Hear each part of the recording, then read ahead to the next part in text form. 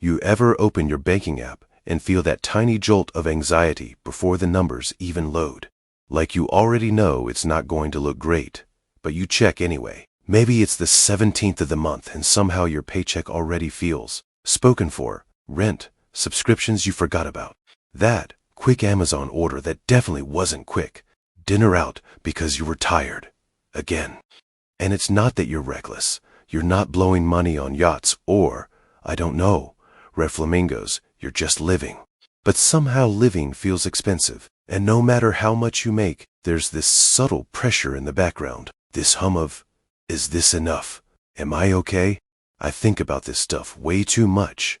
My name is Nick, and I spend an unhealthy amount of time thinking about money, financial psychology, and why some people seem to float through life with this calm sense of financial control, while others, honestly, most of us, feel like we're constantly negotiating with our bank account. And here's the weird part. Financial freedom doesn't usually come from earning some insane, life-changing income. It doesn't come from a hot stock tip or a crypto moonshot. It comes from something much quieter, simpler, almost boring. Minimalism. Not the white-walled, plant in the corner, 3 t-shirts in your closet kind of minimalism. I mean financial minimalism. The kind where you intentionally design your money life to be simple, lean, and resistant to chaos. Because here's what nobody tells you. Complexity is expensive. Financial clutter costs more than actual things. And if you follow a handful of minimalist money rules, just a few, you can create a life where money stops feeling like a threat and starts feeling like a tool. A calm, predictable, boring tool. And boring is good.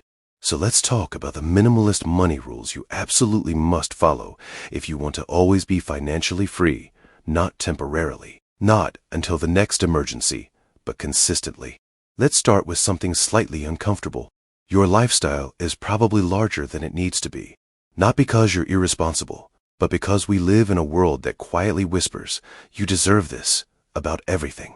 Bigger apartment, newer car, upgraded phone, premium version, add-ons, faster shipping, extra legroom, extended warranty. It's like life comes with microtransactions now. And if you can technically afford it, you think, why not? Here's why.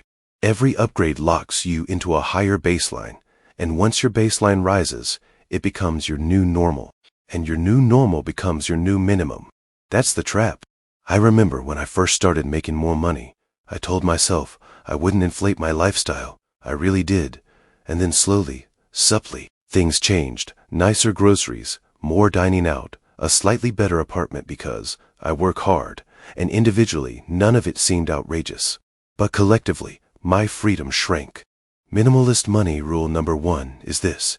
Intentionally cap your lifestyle below what you can afford. Not at the edge, below it. Why does this matter? Because the gap between what you earn and what you need is your freedom margin. If you make $5,000 a month and you need $4,800 to survive, you are fragile. One disruption and you're stressed. If you need $3,000, you're powerful. It's not about deprivation. It's about space. Here's a simple breakdown. Income, what comes in? Lifestyle, what must go out to maintain your current way of living? Margin, the difference. Financial freedom lives in the margin. So what can you do? Audit your fixed costs, housing, car, insurance, subscriptions. These are the anchors of your financial life. If they're heavy, you're heavy. Ask yourself, if I had to cut my expenses by 25% tomorrow, what would hurt the most? That answer tells you where your ego might be involved. Sometimes minimalism is just choosing the apartment that's slightly smaller, the car that's slightly less impressive, the vacation that's meaningful but not Instagram to maxed. It's quiet. Nobody applauds you for it. But your future self, they breathe easier.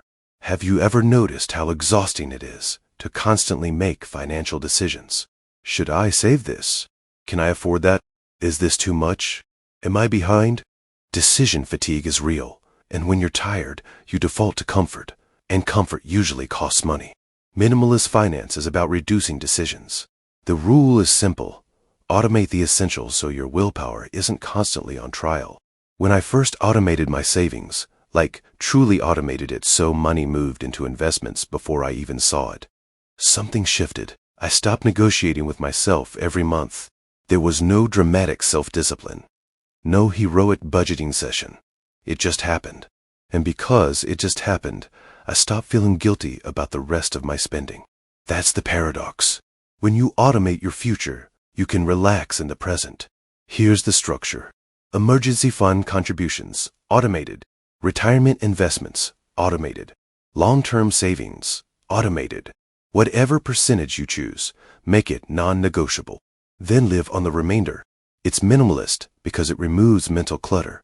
You're not constantly re-evaluating your entire financial life every time you swipe your card. You've already paid your future self. And honestly, that feels incredibly calm. This one sounds almost too simple, but complexity breeds neglect. I once met someone who had 3 checking accounts, 4 savings accounts, 2 brokerage accounts, a crypto wallet, store credit cards, and an app to track it all that they never opened. It was like a financial junk drawer. Minimalism says, simplify the system. You probably don't need 5 credit cards, multiple half-used investment platforms, savings accounts for every micro goal. The more scattered your money is, the harder it is to feel in control. Here's the concept. Clarity equals confidence. If you can see your entire financial life on one page, you feel grounded. If it takes 30 minutes to log into everything, you avoid it. Actionable advice. Consolidate where possible. Choose 1 primary checking account, 1 high-yield savings account, 1 investment platform. That's it. Your financial life should feel like a clean desk, not a messy filing cabinet. Minimalism isn't about spending nothing. It's about spending intentionally. If you love travel, spend on travel. If you love fitness, invest in it. If you love books, buy them. But you cannot love everything. That's where people get stuck. They try to optimize every area at once, and it drains them. I once realized I was paying for streaming services I barely used, subscriptions to apps I forgot about, gym memberships I didn't visit. None of them were individually expensive, but they were emotionally noisy. So I asked myself, what do I actually care about? For me, freedom of time, health, and meaningful experiences.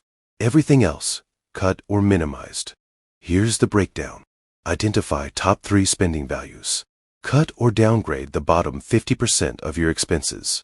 Reallocate intentionally. Why does this matter? Because random spending feels chaotic. Aligned spending feels powerful. When your money reflects your priorities, you stop feeling behind. You feel deliberate. This one goes deeper than money. Financial freedom isn't just about numbers.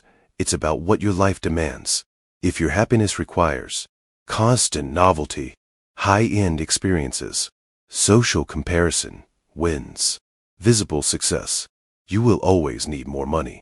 But if your happiness comes from simple routines, close relationships, personal growth, health, your required income drops dramatically. Minimalism asks, what kind of life are you building? Because a low-cost, high-satisfaction life is the ultimate financial hack.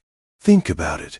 If you genuinely enjoy cooking at home, reading, walking, deep conversations, you are financially dangerous in a good way, because you're not easily manipulated by status pressure. This isn't about becoming boring. It's about becoming independent. And independence is freedom. Not all debt is evil, but lifestyle debt is. Car loans that stretch your budget, furniture financed at 0% because, why not? Upgrading your life today with tomorrow's money. Minimalism says, if it increases your fixed monthly obligations, be careful. Debt reduces flexibility, and flexibility is everything. Ask this before taking on debt. If my income dropped by 30%, would this still feel safe? If the answer is no, reconsider. Because financial freedom isn't about maximizing consumption. It's about minimizing fragility. This might be the most important shift. Stop obsessing over your net worth. Start tracking your freedom ratio. Here's what I mean. Freedom ratio equals essential monthly expenses divided by passive or reliable income. If your essential expenses are low, the number you need to feel secure drops. Someone who needs $2,000 a month to live comfortably is freer than someone who needs $10,000, even if the second person earns more. Minimalism lowers the threshold, and lowering the threshold makes freedom achievable sooner. So let's zoom out for a second. Financial freedom isn't loud. It's not flashy. It doesn't always look impressive from the outside. It looks like a manageable life, low fixed expenses, automated savings, clear systems, spending aligned with values, happiness that doesn't demand constant upgrades. It looks calm, and calm is underrated. You don't need to win the money game in spectacular fashion. You just need to stop playing it on hard mode. Shrink your lifestyle slightly. Automate your future. Simplify your system. Spend on what matters. Build a life that doesn't require excess. Avoid fragile debt. Measure freedom, not status. And slowly, quietly, something shifts. You stop checking your bank account with anxiety. You stop feeling behind. You stop chasing every financial trend. You start feeling steady. And honestly, steady is powerful. You don't need more noise. You need less. So maybe tonight, you open your banking app, not with fear, but with curiosity. And you ask yourself one simple question. What can I simplify? That question, asked consistently, can change your financial life. Not overnight, but permanently.